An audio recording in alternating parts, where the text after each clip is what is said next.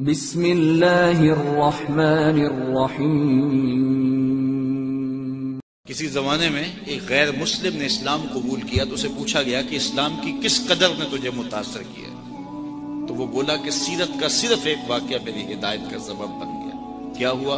کہا مجلس رسول صلی اللہ علیہ وسلم لگی تھی، لوگوں کا ہجوم تھا، ایک شخص نے عرض کی حضور میرے لیے دعا کر دیجئے، میرا بچہ کئی دنوں سے گم ہے، مل نہیں رہا، مل جائے۔ قبل اس سے کہ حضور کے ہاتھ اٹھتے اور اجابت کے سارے در کھل جاتے۔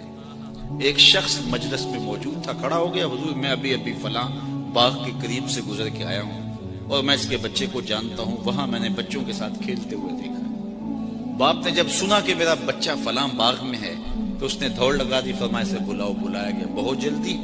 جی حضور آپ جانتے ہیں ایک باپ کے جذبات کیا ہوتے ہیں۔ کہا اچھی طرح آگاہ ہوں، لیکن تمہیں بلایا ہے تو بلانے کا بھی ایک مقصد تھا۔ جی حضور ارشاد فرمائیے۔ فرمایا جب باغ جاؤ بچوں کے ساتھ اپنے بچے کو کھیلتا ہوا دیکھ لو تو بیٹا بیٹا کہہ کے آوازیں نہ دینے لگ جانا، جو نام رکھا ہے اس نام سے پکار۔ عرض کی حضور میرا بیٹا ہے، اگر میں بیٹا کہہ کے پکاروں گا تو حرج بھی کیا ہے؟ فرمایا تم کئی دنوں سے بچھڑے ہو، تمہارے لہجے میں بلا کا رس ہوگا اور تم نہیں جانتے، ہو سکتا ہے کھیلنے والوں میں کوئی یتیم بھی کھیل رہا ہو، اور جب تم اپنے بیٹے کو بیٹا کہہ کے پکارو گے، اتنا میٹھا لہجہ ہوگا تو اس کے دل پہ چوٹ لگے گی، کاش آج میرا باپ ہوتا تو مجھے بھی بیٹا کہہ کے پکار۔ کہا یہ شوق گھر جا کے پورا کر لینا، کوئی لاؤ تو صحیح کائنات میں ایسا۔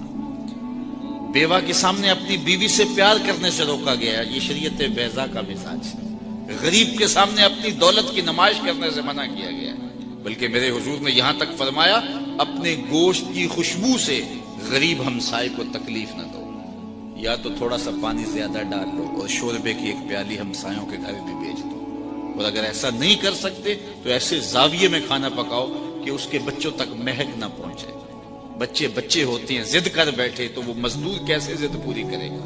ان بلکتے بچوں کے آنسو کون پوچھے گا؟ وہ کیا کسی نے کہا نا دوپہر کو سلا دیتی ہے بچوں کو وہ اس ڈر سے، دوپہر کو سلا دیتی ہے بچوں کو وہ اس ڈر سے، گلی میں پھر کھلونے بیچنے والا نہ آ جائے۔